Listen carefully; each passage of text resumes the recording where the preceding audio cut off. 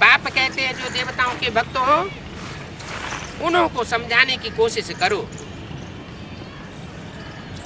क्या जो क्राइस्ट के भक्त हो, महात्मा बुद्ध के भक्त हो, सन्यासियों शंकराचार्य के भक्त हो,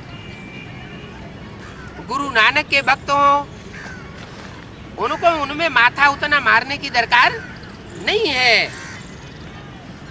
जो देवताओं के भक्त हो उनको समझाओ, शिव के मंदिर में चले जाओ।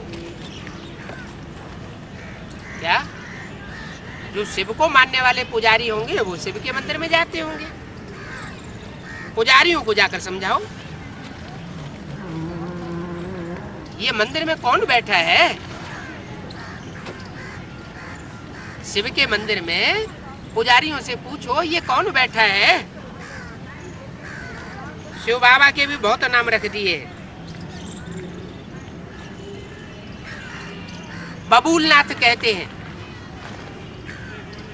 बबूलनाथ का मंदिर है बंबई में, कांटों को फूल बनाने वाला है।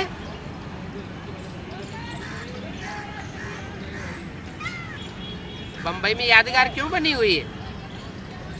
बबूलनाथ, बड़े बड़े बबूल के कांटे हैं।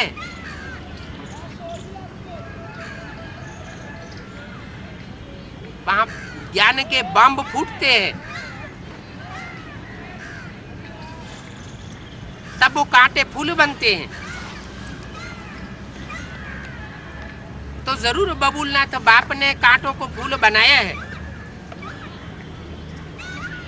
बरोबर बाबा कांटों को फूल बनाए रहे हैं। ये सारी दुनिया है कांटों की, पापात्माओं की दुनिया। अकेली बंबई की बात नहीं है, अकेली बंबई माया की नगरी नहीं है, सारी दुनिया ही कांटों का फूल है। पाप ही पाप करते रहते हैं। सबसे ज्यादा पैसा कौन सी नगरी में कमाया जाता है? बंबई में। तो आज की दुनिया में जो पैसा कमाने वाले हैं वो बहुत पाप करते हैं, पाप ही पाप करते रहते हैं। ईश्वर को सर्वव्यापी कहना ये भी पाप है ना।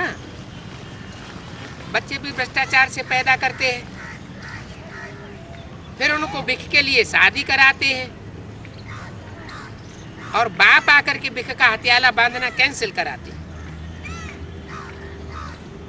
काम शिक्षा से उतार ज्ञानी शिक्षा पर बैठने की प्रतिज्ञा कराते हैं। तुम हो रूहानी ब्राह्मण, वो है कलयुगी ब्राह्मण। तुम हो संगमयुगी ब्राह्मण। तुम ब्राह्मण नए बनते जाते हो, जब पूरा बन जावेंगे तब ये तुम्हारा शरीर छूट जावेगा। शरीर छूट जावेगा, मुरली में तो बोला शरीर छोड़ना थोड़ा ही सिखाते हैं। शरीर छोड़ना माना मरना, तुम्हें जीते जी मरना सिखाते हैं। जब तुम्हारी आत्मा देहभान से जीते जी मर जाती है तो क्या होता है?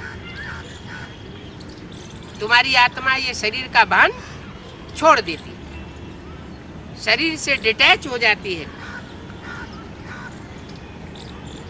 तुमको फिर आप समान बनाना है। जैसे भ्रमणी कीड़ों को आप समान बनाती है, सन्यासी भी भ्रमरी का मिसाल देते हैं। परंतु वह तो कुछ बनाते नहीं है। तुम तो यहाँ मनुष्य को देवता बनाते हो, विष्टा के कीड़े को ज्ञान अमृत पिलाए भू भू करके परिजात बनाए देते हो।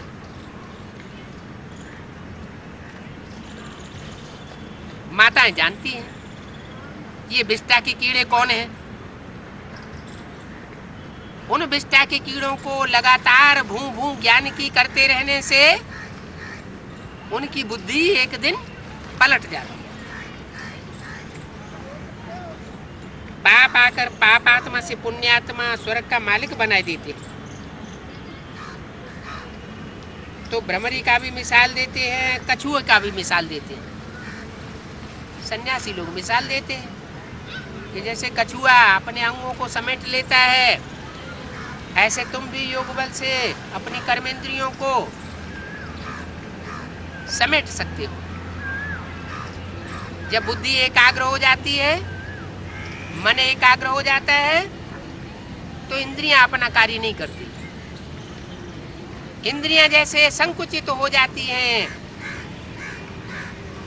बहरयामी नहीं रहती।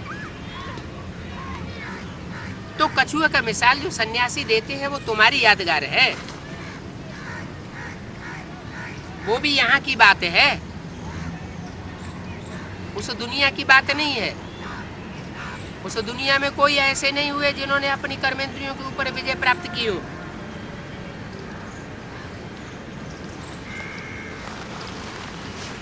इन आर्गन से कर्म करते हो और कर्म करते हुए भी बुद्धि से उपराम रहते हो। कोई काम नहीं है तो अपने को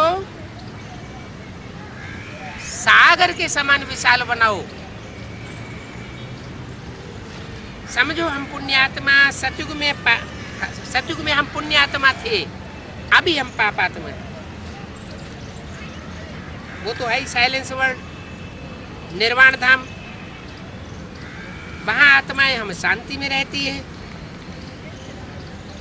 आत्मा इन आर्गन्स के द्वारा उच्चारण करती है, बोलती है ओम शांति, मैं आत्मा शांत स्वरूप हूँ। सतो प्रधान आत्मा अभिमानी बनना है।